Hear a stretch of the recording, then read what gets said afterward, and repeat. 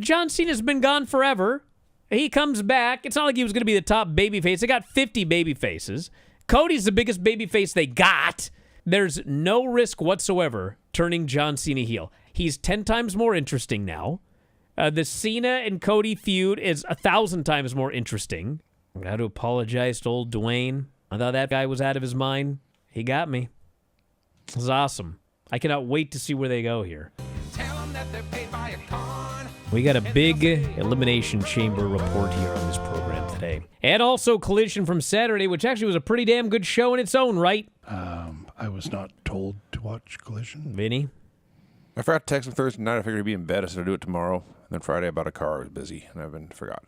We opened the women's chamber match. Jade Cargill strides out, walks past Liv, and beats the holy living hell out of Naomi. Bianca is in the pod right next to them, losing her mind, freaking out. She's trapped in the pod. This is like a horror movie. Absolute, complete massacre. Bianca does the epic hair whip spot. You should see the pictures of Liv today. Oh, yeah. Holy shit. Liv got her ass beat and She's slashed. covered with bruises head to toe and around the stomach. Sliced up. I thought this was an excellent match. I thought it was probably the best women's chamber they've ever done. I heard this match was like quite bad, but it wasn't. Yes, it was. Fine. It was fine. I went to this match with knowing nothing, and I thought, holy shit, this is terrible. Were you in a bad mood? Did you like get shafted when you bought that vehicle or something? Someone mentions the word derriere. Pat McAfee, a clown, says, well, it's Canada. They're French. They're in Toronto, you dipshit. This Heat segment was horrifically dull. Nothing happened.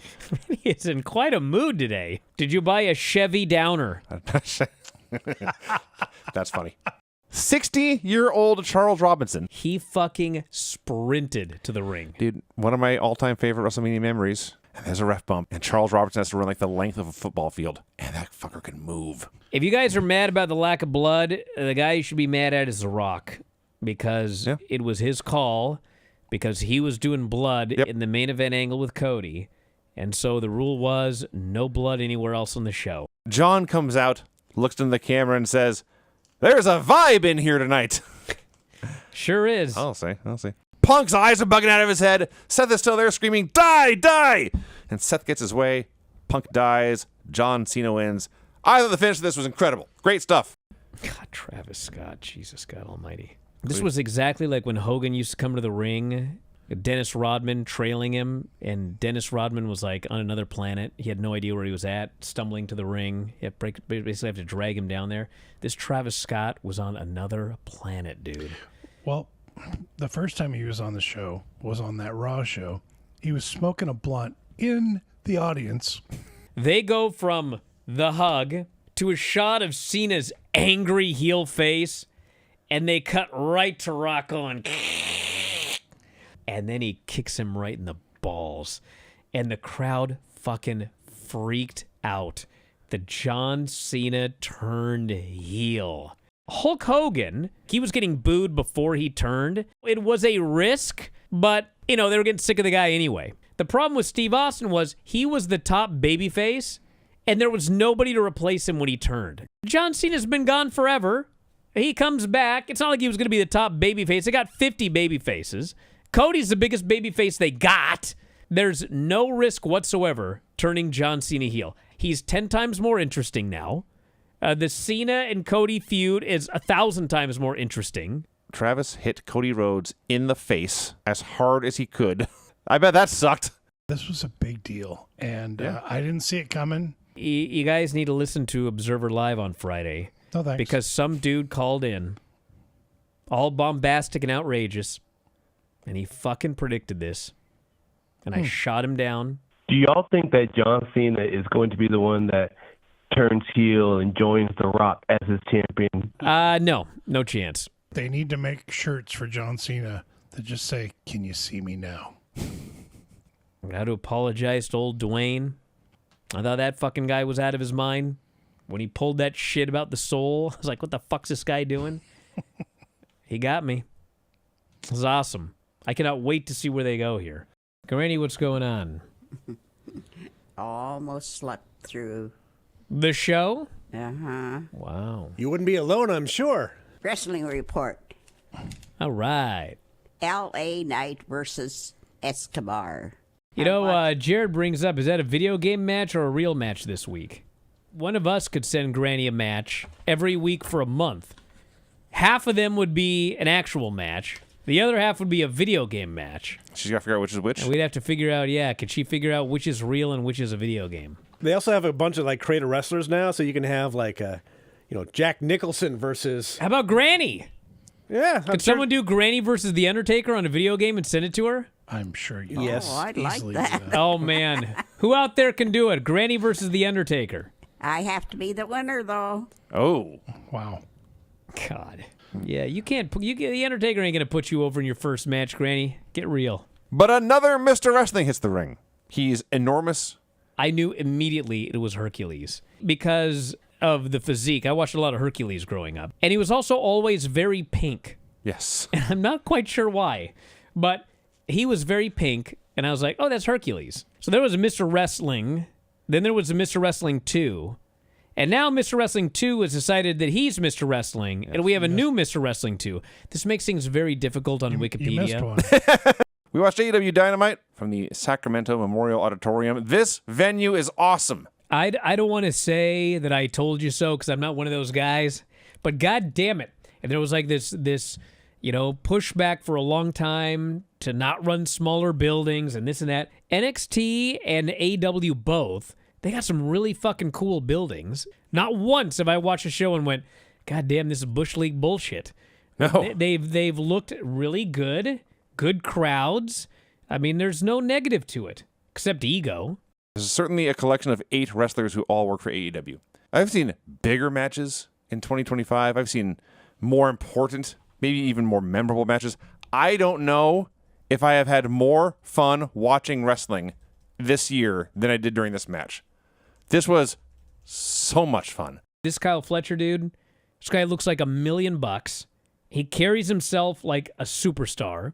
This guy should be an absolute top-tier main eventer. Like now. Copeland doesn't go for a chair to kill this guy. Instead, he shakes his hand. This is what respect feels like. I was like, I got it. You wrestled him. You respect him. You showed him respect that he is not shown by Jon Moxley. You know Jon Moxley's going to come out and get mad at this guy. You're manipulating Wheeler Yuta into leaving the Death Riders. You know the thing I've noticed about MJF segments? They always go a little long. It could have been just as great with a little bit less. Like, why did we need a decoy? Is this like a cartoon from the 60s? I'm going to search all of Sacramento until I find a man who looks like me. I'm going to go buy him an outfit. I'm going to hide him in the building.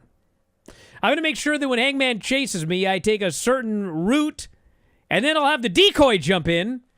He'll go after the decoy. I didn't think they needed the whole thing with the lighter fluid. Like the brawl in the building and security breaking him up and everything. I thought that was all fine. This segment was brilliant.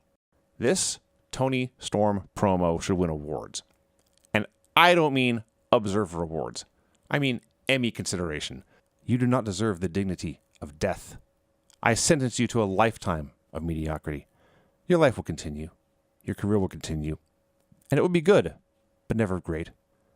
People will like you, but they won't love you. Because the star that you are won't compare to this monster you've become. So you will dwindle, be replaced, be forgotten. Then one day, many years from now, someone will ask, whatever happened to Mariah May? She found out what happens when you try to kill God. Somewhere in the melee, Ricochet gets his hands on the belt, he blasts Swerve in the face and pins him. What a great wrestling show this was. My God. Yeah, it was a great main event. I think they should have done the stabbing here. And with some blood. As noted, a string of really good shows that we've had lately from AEW and NXT. Chelsea Green and Piper Niven versus Zarya and Sol Ruka. God damn, this match. I just went into this thinking, this ain't going to be much. Not only did they exceed my expectations, but Chelsea was fucking awesome in this match. Jada Parker versus Kalani Jordan. There's another one, man. This was a good match. Hardy Boys promo. Put over the locker rooms, how passionate and fiery they are. Of all the teams on the NXT roster to interrupt them, it's Hank and Tank. Who are like big-time baby faces to this crowd. But they came out. Not today. And they were booed out of the building. The fans are chanting delete at these guys. I was like, this was a misstep. And then they did the same thing with Briggs and Inamura. Fans are booing every team that isn't the Hardys. Jordan Grace versus Cora Jade. Obviously, everyone knows Cora Jade got hurt. What I've been told is it actually wasn't a bump. It was just a series of things. So it could have been she hit one buckle kind of hard, then she hit another buckle kind of hard, and then she hit the third buckle really hard. And it was like, I guess what she told people was like, it was like a series of moves that rang my bell. They have her in concussion protocol. I don't know how long it's going to be. No one knows because, that's how concussions are. Ethan Page and Javon Evans doing a split screen promo. I thought this was great. Where they're theoretically kept in separate locations so they can't get at each other. This fucking match feels like a big deal. Indeed. God damn, they've done a great job with this. And it's only been like 2 weeks. Sean Spears, this fucking guy can work. And Tony D is now at about 100 matches, and he's way better than he has any right to be. And so this crowd starts out dead, but about 5-6 minutes in, they start getting into this fucking match. It's like, God damn, this is a good match. He lifts this guy up in midair, and then he goes, ah, and he grabs his back, and he scorpions down, and Sean Spears lands on him, hooks a leg. 1, 2, 3. I was like, holy shit, that match was fucking great. But now he's the North American champion. He has this strange faction. It is a bizarre faction, dude. But the dude can work. A virgin, a driver, and some rando stalker woman. A volleyball player.